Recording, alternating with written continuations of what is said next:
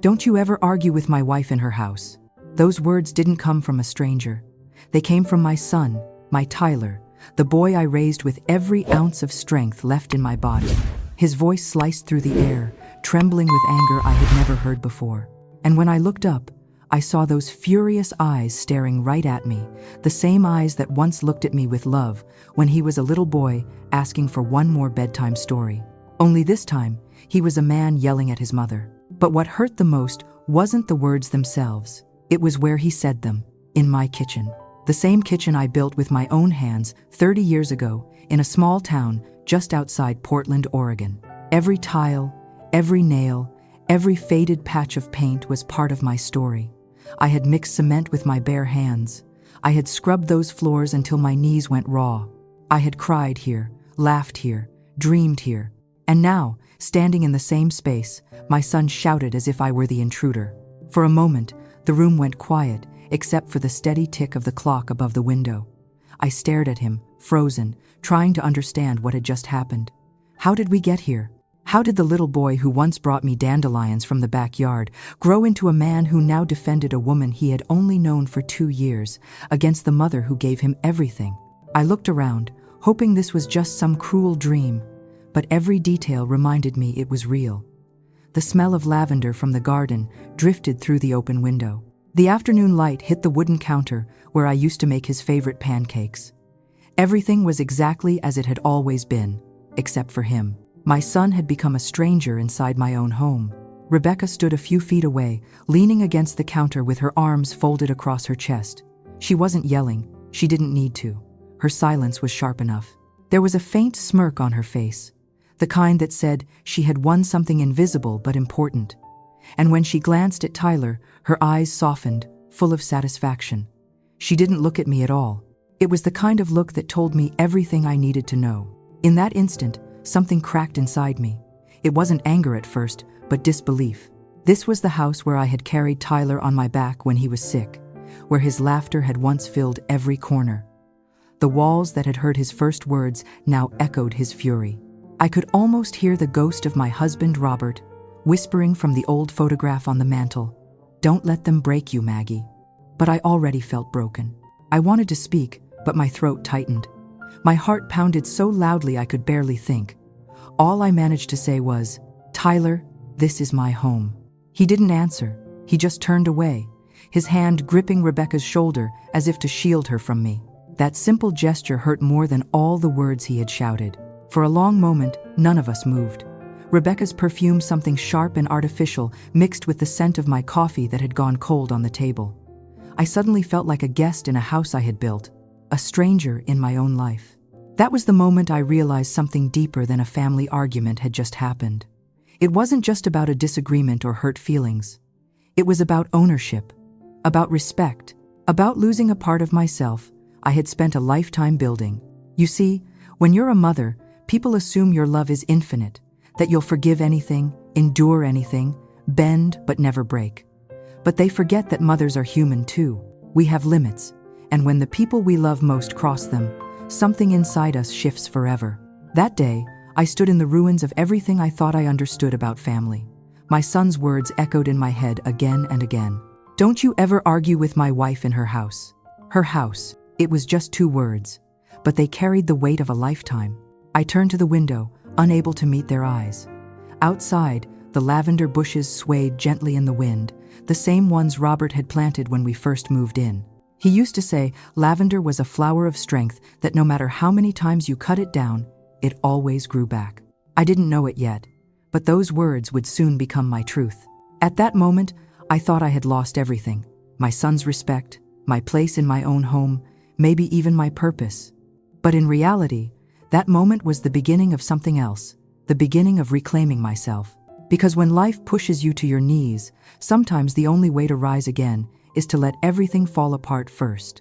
If you've ever felt invisible in your own home, or if you've ever been told you no longer belong in the very place you built with your hands, stay with me until the end. This story is for you.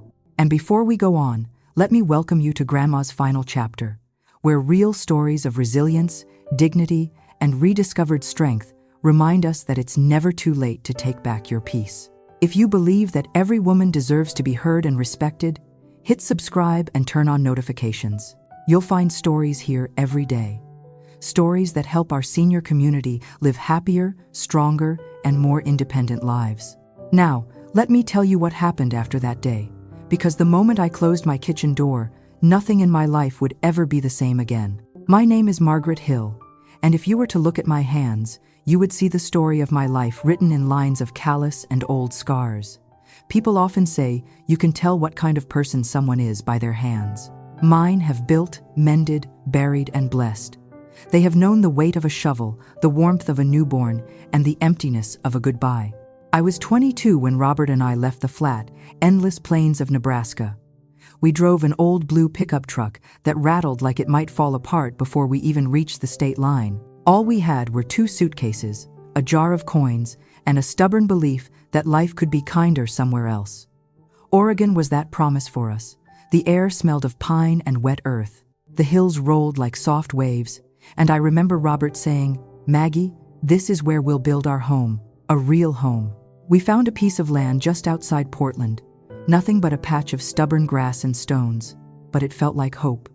Robert worked construction, and I cleaned houses and mended clothes for neighbors. At night, we would sit on an old wooden crate, eating soup from tin bowls, drawing plans for our future with the stub of a pencil. We didn't have much, but we had each other, and in those days, that was enough. When the foundation was poured, Robert let me carve our initials into the wet cement.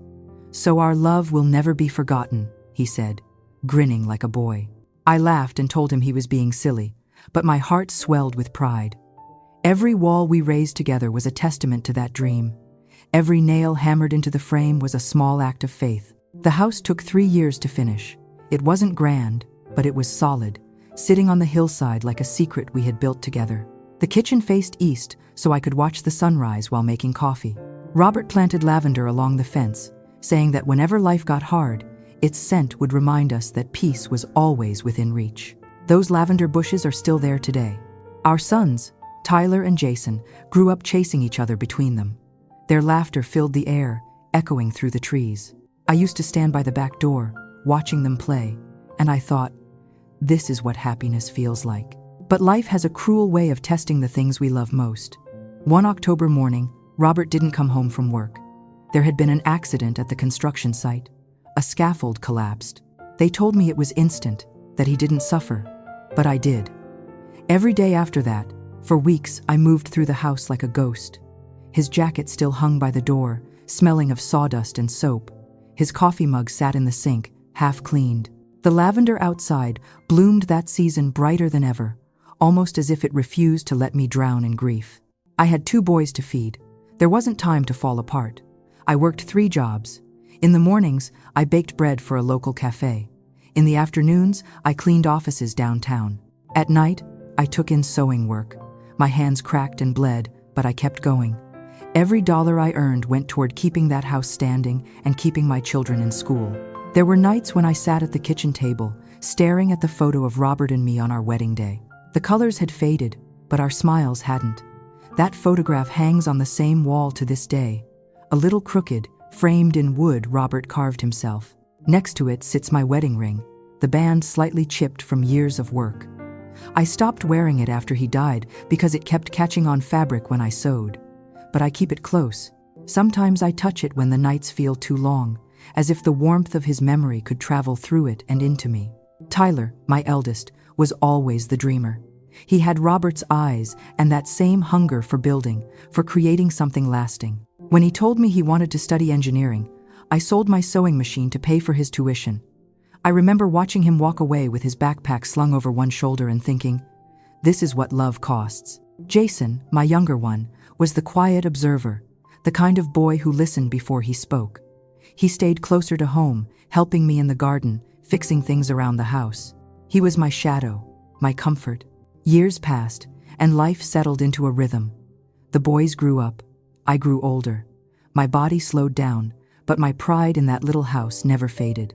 Every corner held a story, every creak in the floor a memory.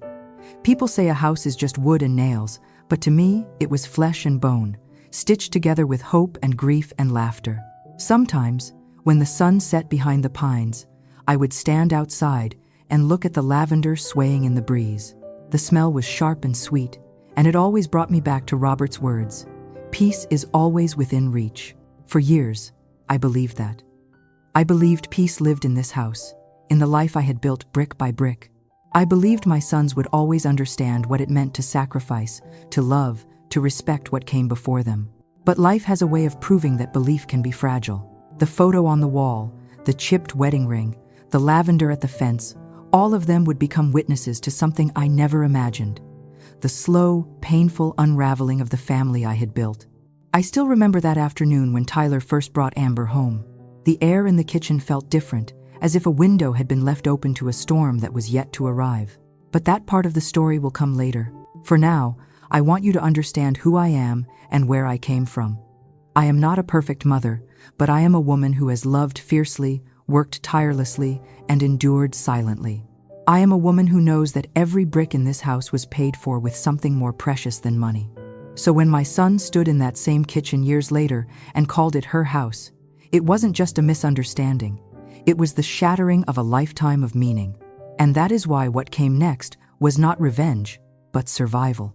Before we continue, if this story reminds you of someone, a mother, a grandmother, a woman who has quietly carried the world on her shoulders, take a moment to subscribe to Grandma's Final Chapter. Here, we honor stories like hers, like mine, stories that remind us that even when life breaks us, we can still rebuild. Because I built my home once, and I was about to build myself again. When Tyler told me he had met someone, I could see that familiar spark in his eyes, the same one his father used to have when he was about to tell me good news. He called her Amber Lewis. He said she worked in marketing for a company in downtown Portland, that she was smart, independent, confident. There was pride in his voice when he spoke her name, and I wanted to be happy for him.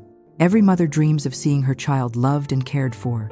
I just didn't expect love to arrive in such a sharp, unfamiliar shape. Amber was 34, divorced, and childless. None of that mattered to me. What mattered was how she made my son feel. At least, that was what I told myself before I met her. When Tyler brought her to the house for dinner one Sunday evening, I stood in the doorway and watched as she stepped out of the car. She was beautiful in that polished, deliberate way that city women have. Her hair was perfectly straight, her lipstick a shade too red for a quiet Sunday. She smiled as she approached, but there was something in her eyes that didn't reach the corners. "Mrs. Hill, it's so lovely to finally meet you," she said, her voice smooth and practiced, the kind of tone people use in offices and interviews. "Please, call me Margaret," I replied, extending my hand. Her fingers were soft, her grip light, as if she feared getting dirt on her palm. I remember looking at those hands and thinking how different they were from mine. Mine were rough, marked by years of work and time. Hers looked like they had never held anything heavier than a wine glass. Dinner was polite, almost too polite. She complimented the roast, but said the sauce was a little heavy. She admired the lavender outside, but suggested it might look cleaner if I trimmed it shorter. She said she loved the rustic charm of the house, the way one might admire an antique in a shop window. Tyler didn't notice the way her eyes scanned the room, lingering a little too long on every imperfection. He was too busy watching her, smiling at every word she said. That night, after they left, I washed the dishes slowly, listening to the faint echo of her heels fading down the driveway. Something inside me tightened, though I couldn't name it. I told myself I was just being protective, that it was normal for a mother to feel a little uneasy. But unease, I would learn, has a way of becoming prophecy. Weeks turned into months. Tyler spent more and more time with her. When he told me they were getting married, he was so happy that I pushed every shadow of doubt aside. I even gave them the savings I had kept for medical emergencies, telling him it was my gift for their new beginning. He hugged me, and for a brief moment, I believed everything would be all right. After the wedding, Tyler told me they would move into my house for a while saving for their own. I didn't hesitate. I thought it would be nice to have family around again, to fill the rooms with laughter. Maybe Amber and I could become close, like mother and daughter. The day they moved in, I made a pie and set the table for 3. The house felt alive again. But by the end of that first week, it no longer felt like mine. It started with the curtains. I had deep purple ones that Robert and I picked out together. They caught the morning light just right, casting a warm glow across the kitchen. One afternoon, I came home from the market to find them gone. In their place hung long white curtains that looked like something out of a magazine, beautiful, sterile, and cold. When I asked, Amber smiled lightly and said, "Oh, I thought these would brighten up the room." The purple ones made it feel a bit gloomy. I swallowed my discomfort. "Next time, just ask before changing things, dear." She tilted her head slightly, still smiling. "Of course, but this is my house too now, right?" Her words floated in the air, soft but heavy. My house too. I wanted to tell her what those walls meant, how every inch of this place carried my sweat, my years, my love. But I stayed silent. I didn't want to ruin the fragile piece of our new life together. A few days later, I noticed the photo of Robert and me was missing from the living room wall. It had always hung above the mantel, slightly crooked, just as he'd left it. In its place was a large canvas print of the New York skyline, tall glass towers stretching into gray clouds. "Where's my wedding photo?" I asked. "Oh, I put it in the hallway," Amber replied, without looking up from her laptop. "The skyline feels more modern, don't you think?" I walked to the hallway. The photo was leaning against the wall near the floor, half hidden behind a box of her shoes. Robert's smile, frozen in time, looked smaller somehow. I picked it up and brushed the dust from the glass. That night, I hung it back in its rightful place. The next morning, it was gone again. There are many ways to lose a home. Some people lose theirs to fire, others to debt. I was losing mine in inches, one curtain, one photograph at a time. Amber started bringing her friends over for coffee. They sat in my living room, laughing too loudly, speaking about the quaint little house and its old-fashioned vibe. One of them even said, "You're brave to live here, Amber. It feels like something out of a grandma's movie." I was in the kitchen, wiping down the counter, pretending not to hear. Tyler didn't say anything. He never did when she spoke that way. He just smiled, as if the silence was easier than confrontation. Each night, when I went to bed, I would glance at the lavender outside my window. Robert had planted them to bring calm, but now their scent made me ache. They were still mine, untouched for now, but I could feel Amber's gaze reaching even there, to the garden that had been my refuge. The strangest part was how quiet Tyler became. He used to help me fix things around the house, to share stories about work over coffee. Now, his laughter belonged to her. He came home tired, distracted, and when I tried to talk, he would say, "Mom, please, don't start. She's trying." But trying felt a lot like erasing. It is a strange thing to watch your own world shrink around you, to feel yourself fading from the center of a story you built. Every change Amber made was small, almost reasonable, until it wasn't. The day she replaced the curtains, it was decor. The day she moved the photograph, it was style. But the day she called it her house, it became something else entirely. It was the first sign that what I had built with love could be taken apart by indifference. I wish I had known then that the curtains were only the beginning. If you have ever felt your space, your voice, or your memories being quietly pushed aside, you will understand what came next. Stay with me, because sometimes the smallest changes reveal the deepest betrayals. It was a Friday evening when Amber decided to host a small gathering. "Just a few friends from work," she said, flashing that polished smile that never quite reached her eyes. I didn't protest. After all, it was her husband's home too, and I wanted to believe that a bit of laughter and company might bring some warmth back into the house. By 6 o'clock, cars began filling the narrow driveway. Voices echoed down the hall, sharp and unfamiliar. Perfume lingered in the air, something floral and synthetic that clashed with the lavender from the garden. I stood in the kitchen, arranging snacks, pretending to belong. Amber swept into the room, wearing a silver dress that shimmered under the low light. Tyler followed behind her, dressed neatly, smiling the way people do when they're trying to please everyone at once. "Mom, you'll join us, right?" he asked, his tone polite but distant. "I'll stay out of the way," I said. "You young people should enjoy yourselves." He nodded quickly, almost with relief, and disappeared into the living room. From where I stood, I could hear the hum of conversation growing louder, punctuated by laughter that didn't sound kind. The first comment came from a woman with perfect hair and a glass of white wine.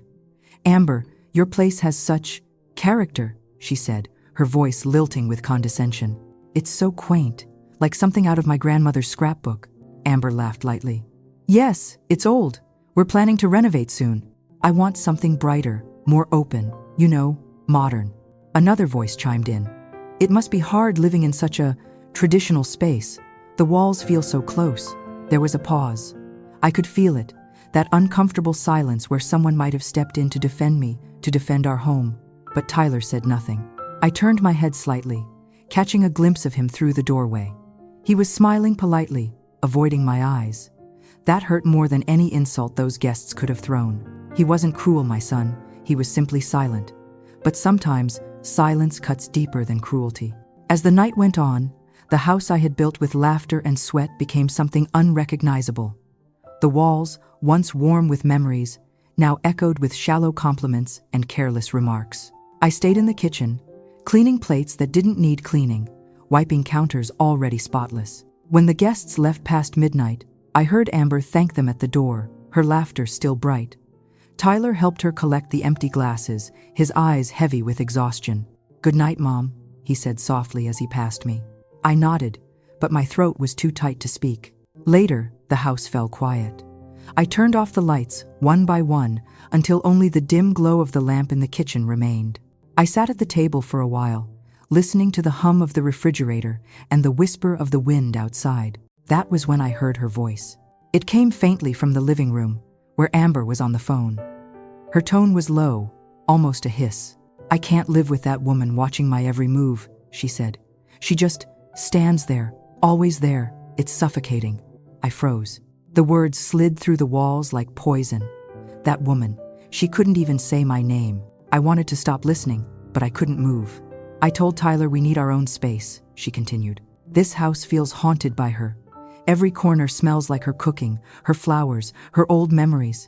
It's like she's trying to keep him tied to the past." Her voice cracked with frustration, and I realized something chilling. I wasn't just losing my home, I was becoming the ghost she spoke of. I rose from my chair slowly, walked to the table, and began wiping it down with a damp cloth. There were no crumbs, no stains, but I cleaned anyway. The wood felt cold under my fingers. That table had once been the heart of this home. It had seen birthdays, laughter, and long nights of worry.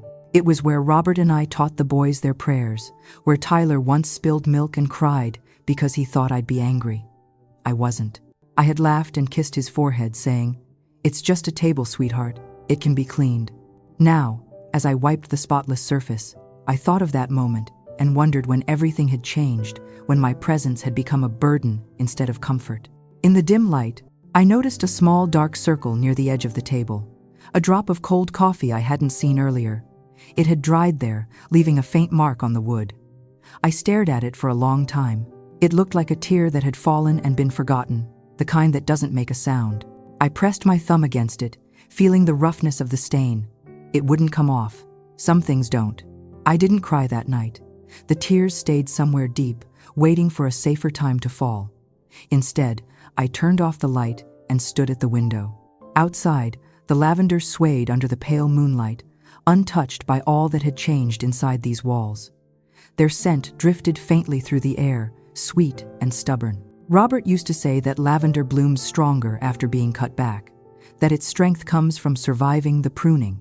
Maybe that was what I needed to remember, that sometimes love, like lavender, has to be wounded before it can grow back stronger. But as I stood there, staring into the dark, I couldn't help but feel that the pruning had already begun, and this time, it was my heart being trimmed away, piece by piece. If you have ever stood quietly while someone erased your place in the world, you know what that silence feels like. Stay with me, because this silence was only the beginning of something much louder. It was a bright Saturday morning, the kind of day that used to fill me with peace. The air smelled faintly of cut grass, and the sound of birds drifted from the trees beyond the fence. I was in the kitchen preparing coffee when I noticed through the window that Amber was outside in the garden. At first, I felt a small sense of relief. Maybe she was finally taking an interest in the lavender, I thought. Maybe she wanted to care for something that Robert had planted. But as I stepped outside, the sight that met me stopped me cold. Every lavender pot that lined the sunlit edge of the garden had been moved. The long rows that once caught the morning light were now shoved together in a dark corner near the shed, their stems bent and leaves drooping from the sudden shade. In their place stood a large, empty space marked by a plastic table and folded chairs stacked beside it. Amber stood in the middle of the yard, holding a measuring tape. Her sunglasses reflected the sunlight in sharp flashes. "What happened here?" I asked quietly. "Oh," she said without looking up. "I needed more space for the outdoor dinner we're hosting next week. The lavender was in the way. It's better there, out of direct sunlight. Keeps it from drying out." I stared at the plants, the fragile purple blossoms trembling as the wind passed through. "Amber," I said, my voice shaking though I tried to keep it calm. "Those flowers were planted by my husband." She shrugged, a small, careless motion that made my heart tighten. "That was years ago, Margaret. It's just plants. They'll survive. Just plants." My husband had dug each hole himself on his knees, his hands rough from work, his smile full of pride. He had said the scent of lavender would always remind us that beauty could live beside labor. Every bloom that opened each spring felt like a message from him, a quiet reminder that love leaves traces even after it's gone. And now, the sunlight that had kept them alive for decades was gone too. "Please move them back," I said, trying to steady my breathing. "They belong there. This is how Robert wanted it." Amber sighed and dropped the measuring tape onto the grass. "Margaret, we need space. You don't understand how to host modern events. I'm trying to make this house livable. We can't keep clinging to the past. The past built this house," I said. "And those flowers are part of it." She crossed her arms. "You're being unreasonable. Tyler agrees with me. This is our home now, too." Before I could respond, I heard the screen door open behind me. Tyler stepped outside, his face tight with irritation. "What's going on?" "Your mother's upset about the plants," Amber said quickly, her tone smooth, practiced. Tyler frowned, looking between us. "Mom, is that true?" "They're not just plants," I replied. "They're part of this home. Your father." Tyler cut me off. "Mom, please, we've talked about this. You need to stop treating this house like it's a museum." Amber is trying to make it feel like ours. You have to let go a little." "I have let go," I said quietly. "I let go of my savings for your wedding. I let go of my privacy when you moved in. I've let go of more than you can imagine, but I will not let go of what your father built with his hands." Amber's voice slid through the air like a blade. "This isn't about your husband, Margaret. It's about control. You don't like change, and that's not my fault." Something inside me snapped. "Control? You've taken over every inch of this house. You changed the curtains, moved our photograph, filled the shelves with things that mean nothing to us. I've tried to keep peace, but this is too much." For a moment, silence. Then Tyler's voice broke through, sharp and loud, his anger rising like heat. "Don't you argue with my wife in her house." The words hit me harder than any slap could have. Her house. The lavender trembled in the wind, the sunlight flickering through their crushed petals like dying embers. My son's face was red, his fists clenched at his sides. The boy I had carried through fevers, the young man I had sacrificed for, was now standing against me not as my child, but as her husband. I looked at him and saw a stranger wearing my son's face. Amber stood behind him, silent, her lips curved into a faint smile that never reached her eyes. It was a smile of victory, cold and thin as a knife's edge. She didn't have to say anything. Tyler had already done her work for her. For a long moment, I couldn't breathe. The world around me blurred, the trees, the grass, even the house itself. All I could see was that smile, that quiet satisfaction of someone who had finally conquered what she set out to destroy. Then something strange happened inside me. Amid the humiliation, the ache, the disbelief, a small spark of something long forgotten began to stir. Pride. Not the kind that shouts or strikes back, but the kind that remembers who it is. The kind that comes from knowing you've built something sacred, and no one, no matter how cruel or blind, can take that from you. I looked at Tyler one last time. "This is your wife's house now?" I asked softly. He didn't answer. "I see," I said. "Then I suppose I've overstayed my welcome." Amber's smile widened just a little, thinking she had won. But she didn't understand that victory built on disrespect is only temporary. Without another word, I turned and walked toward the house. My hands trembled, but my back was straight. The air felt heavy, the silence between us thicker than the years that had passed since Robert's death. Inside, I closed the door gently behind me. My reflection in the glass looked older, smaller, but my eyes were different. The pain was still there, but behind it burned something fierce, something unyielding. The same light that had carried me through widowhood, through work, through every lonely night I had survived. They thought they had taken my power. But what they didn't know was that silence, when born from dignity, is not surrender. It is the sound of a woman reclaiming her strength. If you've ever been silenced in your own home, if you've ever felt the weight of your voice dismissed by those you love most, remember this. Silence can also be a choice. Stay with me, because the next choice I made changed everything. That Friday evening began like any other, quiet and heavy. The air in the house felt different though, charged with the invisible weight of everything that had been said and everything that had not. After the argument in the garden, the silence between us had hardened into something solid. Tyler barely spoke to me. Amber's footsteps echoed across the floors with the self-assurance of someone who believed she finally ruled the space she stood in. They were preparing for another night out. Amber's laughter floated down the hall as she searched for her handbag. Tyler followed her with that familiar distracted look, the one that told me he had long since chosen peace with her over truth with me. "Don't wait up, Mom," he said as they headed for the door. "I won't," I replied. The door closed behind them, and for the first time in months, the house fell into absolute stillness. I stood in the middle of the living room, my heart thudding against my ribs. The faint scent of Amber's perfume still lingered in the air, sharp and artificial. I could see the empty space in the garden where my lavender once basked in the sun. Every corner of the house whispered what I had lost: respect, peace, belonging. And yet, as I stood there, another thought came to me. What if I stopped allowing it to be taken? It was a dangerous thought, one I had buried for weeks. But that night, it rose like a tide. I walked to the phone and dialed a number from the back of a newspaper, the number of a locksmith I had used years ago when I lost my keys. My hands trembled slightly as I spoke. "Could you come tonight?" I asked. "I need all the locks replaced." The man's voice was kind, low, almost fatherly. "Tonight? That's late, ma'am. It has to be tonight," I said. He arrived half an hour later, an older man with gray hair and gentle eyes. When he saw my face, something in his expression softened. "You sure about this?" he asked quietly. "Yes," I said. "I've never been more sure of anything in my life." He didn't ask questions after that. For the next hour, I watched as he worked removing each old lock one by one, the metal pieces clinking softly against the wood. The smell of metal and oil filled the house. Each turn of his screwdriver sounded like a heartbeat growing stronger. When he reached the front door, he looked up at me and said, "This is the last one." I nodded.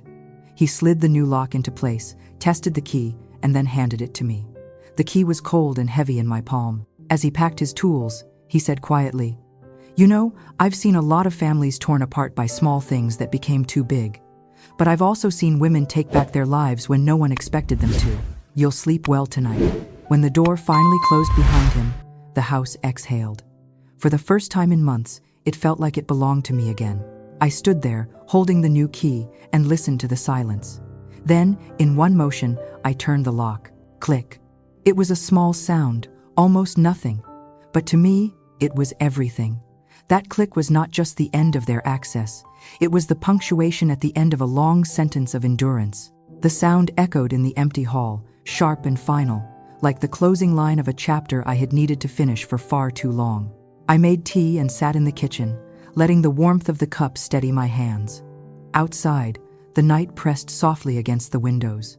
The lavender, even from the corner where it had been pushed, caught a sliver of moonlight. Hours passed.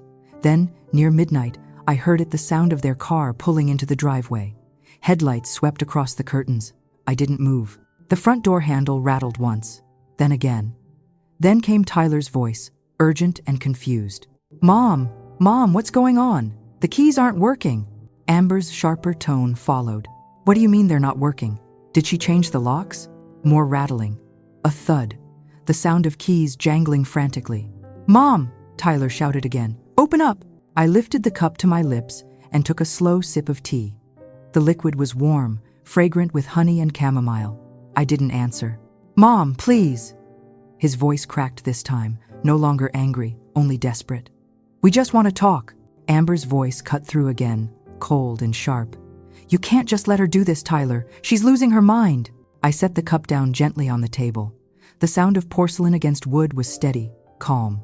I reached for the teapot and poured another cup, the steam rising like a ghost. The reflection of the light above flickered across the surface of the tea, catching the outline of my face in the glass. It wasn't the face of a broken woman anymore. It was the face of someone who had remembered her worth. The knocking continued for another 10 minutes. I could hear their voices outside, muffled and anxious. I didn't answer once. The clock on the wall ticked softly, marking the quiet rhythm of my decision. At last, the noise faded. The car engine started again, and the sound of tires rolling down the gravel driveway filled the air. When it finally disappeared into the distance, I let out a long breath I hadn't realized I was holding. The house was silent again, but this silence was different. It wasn't heavy or suffocating. It was clean. It was mine. I sat there until the tea turned cold, watching the candlelight tremble against the window pane. For years, I had believed that strength meant patience, that a good woman endures quietly. But as I turned the key that night, I realized something truer. Sometimes, strength means closing the door and choosing peace over permission. That night, I didn't just lock them out. I let myself in. If you have ever reached the moment where endurance turns into courage, you know what that click sounds like. It's the sound of a woman reclaiming her voice. Stay with me, because that single act, one turn of a key, would unravel everything that came next. For 2 days after I locked the door, the house was silent. I watered the plants, cooked my meals, and slept through the night without the sound of footsteps or muffled arguments beyond my bedroom walls. The air felt lighter, but underneath that peace was something sharp, almost electric, as if the world outside were holding its breath, waiting for my decision to break.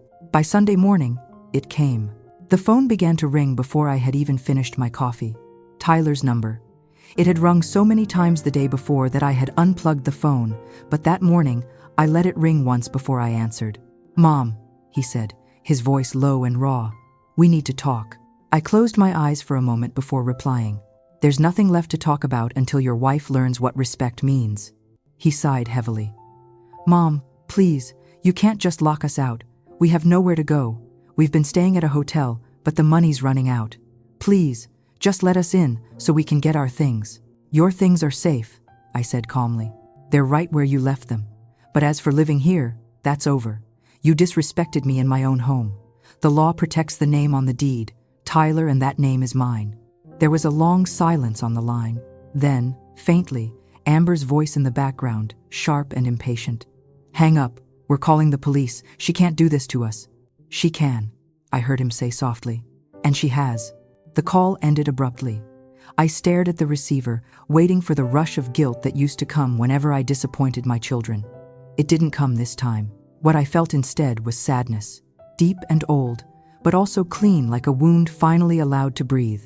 That afternoon, I stood by the kitchen window as rain began to fall. The droplets slid down the glass like tears the sky had been holding back. I thought of Robert, of how proud he had been when we finally paid off the mortgage, how he had handed me the deed with a grin and said, "Now this house truly belongs to you." He was right. And I would protect it, even if it meant protecting it from my own son. 3 days later, the knock on my door came just after noon. It wasn't Tyler's voice I heard calling, though. It was a woman's, calm, confident, practiced. "Mrs. Hill? My name is Brittany Lewis. I'm Amber's sister. Could we talk for a moment?" The tone was smooth, almost soothing. I hesitated before unlocking the door, but left the chain in place. Through the small opening, I saw a tall woman in a beige coat, holding an umbrella and a folder tucked under her arm. Her smile was polite, but her eyes had the same cold calculation I'd seen before, the kind that measures every word before it's spoken. "I think you should leave," I said. "I understand how you feel," she began, "but this situation is getting out of hand. My sister and your son are miserable. They're living in a cheap hotel, eating instant noodles, barely sleeping. You're his mother, Mrs. Hill. Surely you don't want to see him suffer like that." It was the voice of manipulation wrapped in compassion, a tone perfected by those who use guilt as persuasion. I recognized it instantly because I had heard it in myself too, many years ago when I begged God to spare Robert's life by promising to be more patient, more kind. Guilt, after all, is a language women are taught to speak fluently. "Your sister brought this on herself," I said quietly. "I warned her many times to respect me. She didn't listen." Brittany sighed and stepped closer, the rain tapping gently on her umbrella. Amber told me her side. She said you've been controlling since the day she moved in, that you treated her like a guest instead of family. A guest is welcomed, I said. A family member respects the home she's entering. There's a difference. Brittany's polite smile faltered. Mrs. Hill, my sister isn't a bad person. She just wants to live freely. Maybe she made mistakes, but don't you think she deserves forgiveness? You're not young anymore. You don't want to spend your final years alone, do you?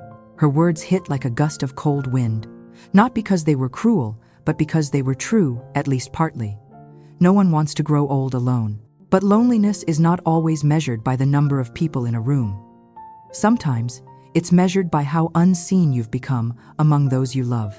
I looked at her and said, being alone is not the worst thing that can happen to a person. Living surrounded by disrespect is far lonelier. For a moment, Brittany said nothing.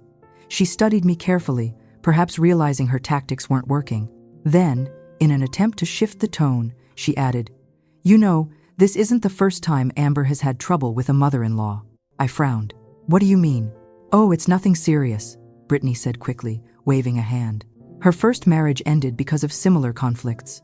Her ex-husband's mother was very old-fashioned, always interfering. It just didn't work out. But she had already said too much. A slow chill spread through me as her words sank in. So she's done this before, I said. Brittany's expression froze. I didn't mean, oh, I think you did. She shifted uncomfortably, glancing at the rain. Look, my sister can be intense. She's used to being independent. Maybe she doesn't handle older women well. I smiled faintly, though it wasn't out of kindness. Then she shouldn't marry men who come from women like me. Brittany's patience cracked.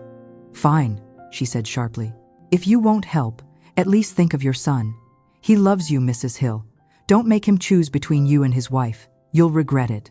I met her gaze and replied, he already chose. I'm just choosing not to be destroyed by it. Her lips tightened. Without another word, she turned and walked away, her heels striking the wet pavement in a rhythm that matched the pounding of my heart. I closed the door and leaned against it, letting the quiet fill the house again. The truth had slipped out almost by accident, but it explained everything. Amber's contempt wasn't born from me. It was a pattern, a cycle of women who mistake pride for strength, who believe that respect is submission, and who destroy every home they enter because they cannot stand to share it with another woman's history. It wasn't just about me or Amber anymore. It was something larger, something woven into the way our world sees age and value. In America, people say the elderly fear death most. But that's not true. Death is natural, expected. What we fear is invisibility, the quiet fading that comes when your children stop listening, when your memories are treated like clutter, when your name is no longer spoken with warmth. That night, as the rain eased and the lavender swayed gently in the dark, I whispered to the empty room, we don't die from age, we die from being forgotten. And for the first time in years, I felt the strength of those words settle inside me like armor, because I was not forgotten. Not yet. And I intended to make sure of it.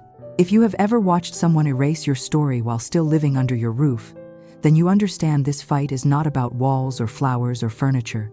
It's about dignity. Stay with me, because the next chapter will show what happens when a woman decides she will not vanish quietly. The call came just past midnight.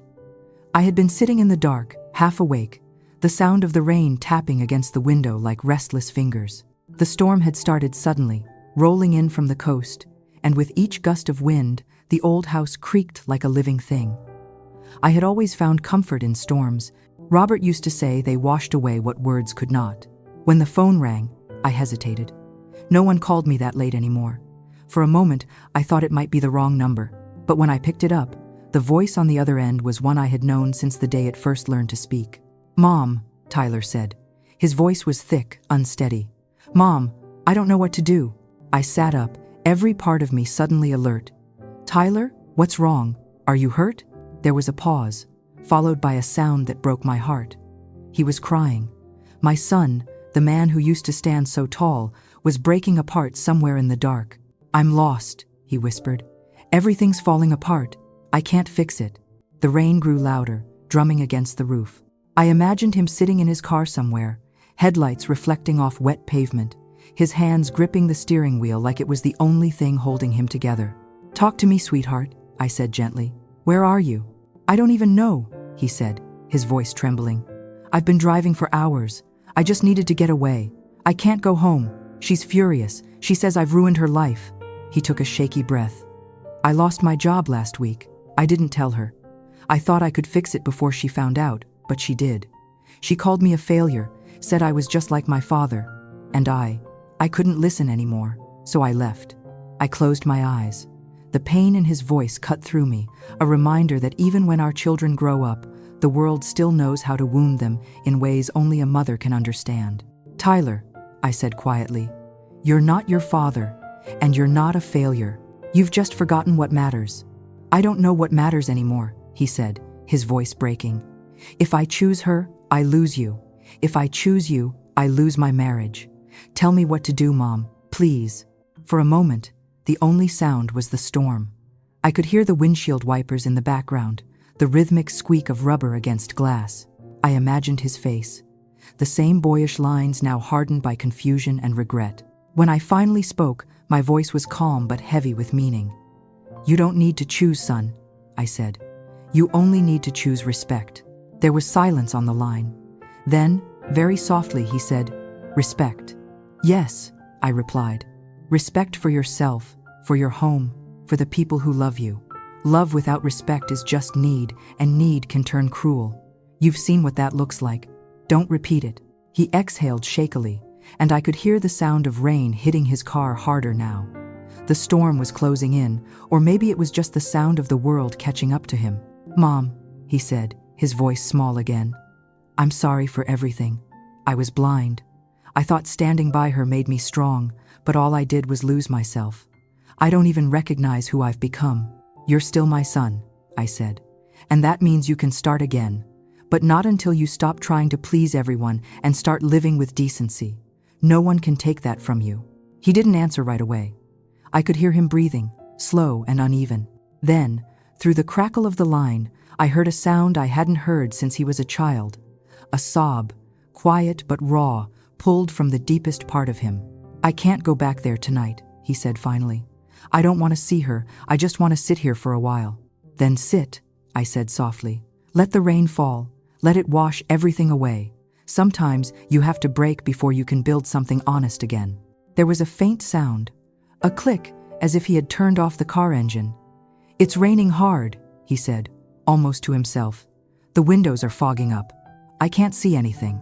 That's all right, I said. You don't have to see everything right now. Just breathe. The road will still be there when the rain stops.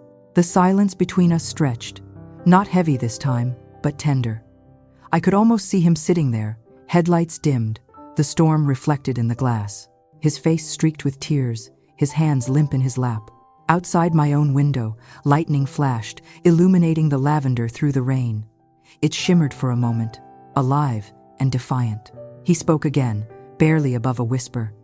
Mom, I love you. I know, I said, and that's why I still believe in you. But you need to learn that love without respect can't survive. Promise me you'll remember that. I promise, he said, his voice trembling. Good, I replied. Then go home when you're ready, but go as the man you were raised to be, not the man someone else made you. The line went quiet again. I waited, listening to the sound of the storm. Then I heard the faint click of the door opening, followed by the rush of rain as he stepped out of the car. I imagined him standing there in the downpour, head bowed, rain running down his face like baptism, like forgiveness.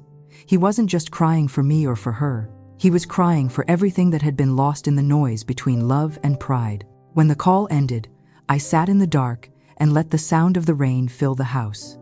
It was the sound of cleansing, of things breaking open so new life could begin. And for the first time in a long while, I believed that maybe, just maybe, my son would find his way back not to the house, but to himself. It was late afternoon when I heard the knock on the door, soft, hesitant, the kind of knock that carries the weight of a conscience. I almost didn't answer. After weeks of silence, I had learned to live without expecting anyone to come for me. But something in that sound made me pause. It wasn't Tyler's steady knock or Brittany's impatient one. It was gentler, unsure. When I opened the door, Amber stood on the porch. For a moment, I didn't recognize her. The woman who used to stand in front of me with painted lips and carefully arranged hair was gone. Her face was bare, pale from sleepless nights. Her hands trembled slightly, and in them she held a small bouquet of lavender freshly cut, still damp from the morning dew. "May I come in?" she asked. Her voice was low, stripped of its usual confidence. I stepped aside without speaking, and she entered quietly, like someone entering a church. The scent of lavender followed her, filling the air with something both fragile and familiar. She looked around the room, her eyes lingering on the framed photo of Robert and me above the mantel, the one she had once replaced with her city skyline. "I didn't know where else to go," she said softly. I nodded and motioned for her to sit. She didn't. Instead, she placed the bouquet on the table and stood there for a long moment, her hands folded in front of her as if bracing for judgment. "I need to say something," she began, her voice breaking slightly.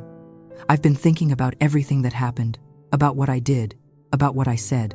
I waited, watching her struggle with the words. Her eyes filled with tears, but she blinked them back. "When I first met Tyler, I thought he was my second chance. I wanted to be the woman who saved him from his past, who built something new with him. But when I came here and saw how much he loved you, how much of him was still tied to this house, I felt small, invisible. I thought I had to compete with you to earn my place." Her voice cracked, the truth finally pushing through the pride. "I was jealous of how much he loved you. I thought if I could make him choose me, I'd win. But all I did was destroy the peace in this home." For a long moment, I said nothing. I looked at the lavender on the table, its violet petals trembling slightly in the air from the open window. Finally, I spoke. "Amber, a mother's love isn't competition, it's foundation. It's what gives a son the strength to love anyone at all. Without it, every love after crumbles."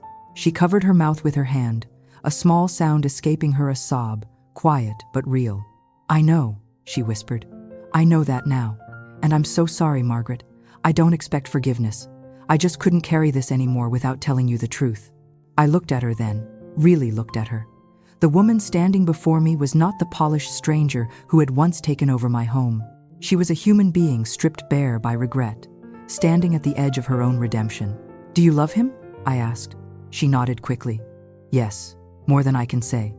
But I don't know how to fix this." "You start by telling him the truth," I said. "And by learning that love doesn't need to erase what came before it. It only needs to honor it."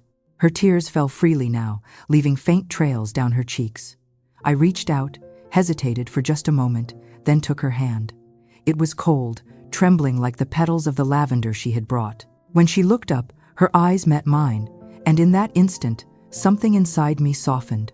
Maybe it was age, or wisdom, or the simple truth that forgiveness doesn't erase pain, it transforms it. I pulled her into an embrace. For a second, she froze. Then, her arms tightened around me, and we stood there, two women who had once been enemies, now bound by the quiet understanding that both of us had been afraid of losing the same thing: love. I felt her tears against my shoulder, and I realized my own had begun to fall too. They mingled somewhere between us, the salt of remorse and the warmth of grace. When we finally pulled apart, the light from the window had shifted. The sun was setting, spilling gold across the table where the lavender lay. It looked almost alive, glowing in the fading light, its scent rising softly around us. "I'll take good care of him," Amber said quietly. "And I'll take care of this house too, if you'll let me." I smiled faintly. "Just take care of the respect inside it. The rest will follow." She nodded, wiping her eyes. Then she turned to leave, pausing at the door. "Thank you," she said, "for seeing me, for not slamming the door."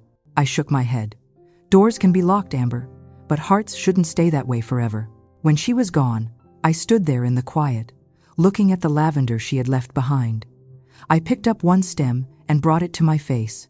The scent was sharp and sweet, a reminder of Robert's hands in the soil, of Tyler's laughter as a boy, of everything that had once been broken and now, somehow, felt whole again. The house seemed to breathe with me. For the first time in months, it didn't feel like a battlefield. It felt like home. If this moment touched your heart, share it. Someone out there might need to hear it today. Because sometimes forgiveness doesn't come with grand gestures or perfect words. Sometimes it arrives in silence, with a handful of lavender and a single honest apology. The next evening, the kitchen lights glowed brighter than they had in months. It was strange how light could change the way a room felt. The same wooden table where I once sat crying alone now looked warm again. The shadows gentler, the silence no longer heavy but calm. Tyler and Amber sat across from me. They looked different now, not just in their faces, but in the way they carried themselves. There was humility in their posture, something quieter and more human than before. Amber's hair was tied back simply, her hands resting neatly on the table beside a small vase of lavender she had brought from the garden. Tyler's eyes were red, not from anger this time, but from something that looked a lot like peace. For a long while, none of us spoke. The only sound was the faint hum of the old refrigerator and the soft ticking of the clock above the sink. Finally, I cleared my throat. "We need to talk," I said. "Not as enemies, not even as family, but as people who share the same roof." They both nodded. Tyler reached for Amber's hand and held it gently, as if afraid she might vanish if he squeezed too hard. "This house," I began, "has seen joy and pain. It was built from my hands, but it was meant to shelter love. If we are going to live together, then that love must be built on respect. So tonight, I want to set 5 rules, not as punishment, but as a promise." I paused, letting the quiet carry the weight of the moment. Then I spoke slowly, each rule measured like the steps of a prayer. "First," I said, "this house belongs to respect. No matter who you are, no matter what happens, you will honor the walls that protect you and the people who share them." Amber nodded.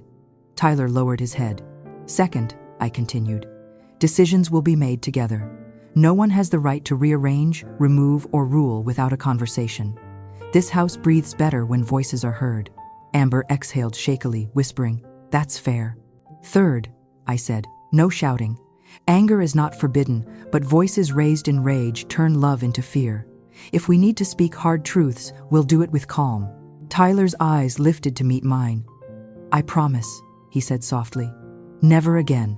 "Fourth," I said, "everyone contributes. We work, we clean, we share. A home only survives when hands join, not when one builds and another breaks." Amber looked down at her hands, then back at me. "I'll help," she said, "every day, if you'll let me." "And finally," I said, "even if love fades, respect must remain. We may fail each other sometimes, but no one under this roof will treat another as less." The silence that followed was deep, but not uncomfortable. It felt like the kind of silence that comes after a storm when the world is still deciding whether to weep or to grow. Amber was the first to speak. She leaned forward, her voice trembling but steady. "I'll honor this house," she said, as if it were built by my own hands. Her words reached something inside me I hadn't realized was still waiting to be healed. I looked at her, truly looked, and saw not the intruder who once moved my husband's photo, but the woman who now understood what that photo meant. "Then we start again," I said simply. Tyler reached across the table and took my hand. His grip was firm, familiar. For a moment, I saw the boy who used to run barefoot through the yard, chasing dragonflies, laughing with the certainty that his mother would always be there to catch him when he fell. "I'm sorry, Mom," he whispered, "for everything, for forgetting who taught me what love really means." I squeezed his hand back. "It's never too late to remember." We stayed like that for a while.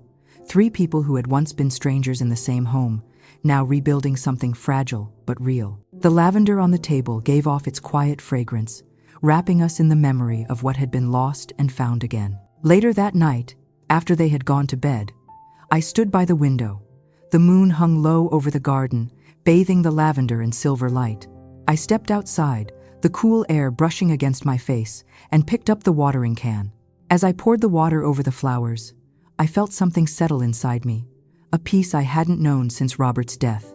The scent of the lavender rose up around me, sweet and strong, a bridge between past and present. Sometimes, forgiveness feels like water, gentle but unrelenting, reshaping even the hardest stone. The next morning, I made breakfast for all of us. Amber helped me slice fruit, Tyler made coffee, and for the first time in a long time, the sound of laughter filled the kitchen again. It wasn't perfect, but it was honest, and that was enough. As I sat later that day, tending the lavender under the soft Oregon sun, I thought about everything we had been through. About how sometimes, to save a family, you have to lose it first. About how sometimes you have to lock a door to open hearts again.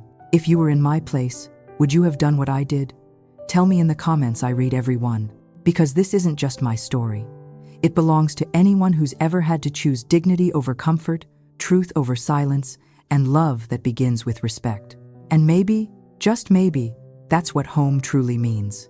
Epilogue, a home reclaimed. Every story we tell is a mirror. In mine, a mother fought not against her family, but for the simple right to be respected in her own home. And through pain, silence, and forgiveness, we found our way back not to what we were, but to who we could still become. If you've ever felt invisible, unheard, or forgotten, remember this. Your voice still matters, and your dignity is not up for negotiation. Now, I'd love to hear your story. Tell me in the comments what home means to you and how you've reclaimed your peace. If this story touched your heart, please like and share it. Someone out there might need the reminder that it's never too late to begin again. And don't forget to subscribe to Grandma's Final Chapter so you never miss the next story, where every ending is just the start of a new kind of strength.